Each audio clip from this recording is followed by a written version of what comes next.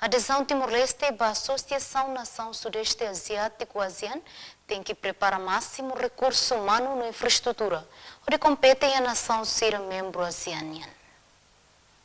Questão nehato si reitor dili Institute of Technology DIT Alvaro Menezes Amaral bestel heniaknar Fatin Quintane. Alvaro hateten preparação Timor-Leste adere basean sira lahetan preparação ido insanian.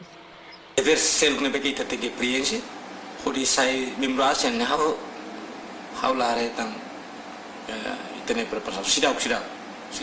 Ita presiden investa makasta. So kusi ida nemak bele tulung ita tamamba. Tama seda ita tama ba ASEAN na ita labele sai mercado ba ya produto ASEAN sirde mai be na uisamos ita mo sai centro ba ya atividade economia investimento no fatin produção ba ya integra ita yang seda selain sida pembeli sai mercado de ba ya produto ASEAN ne risco ba ita.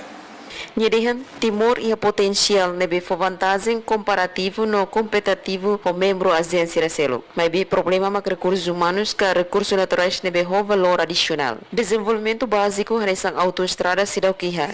Infraestrutura be mos facilidade público to segurança sidau kiha. Oinsa Timor bele sai membro ASEAN. Joanina Belo, STL News.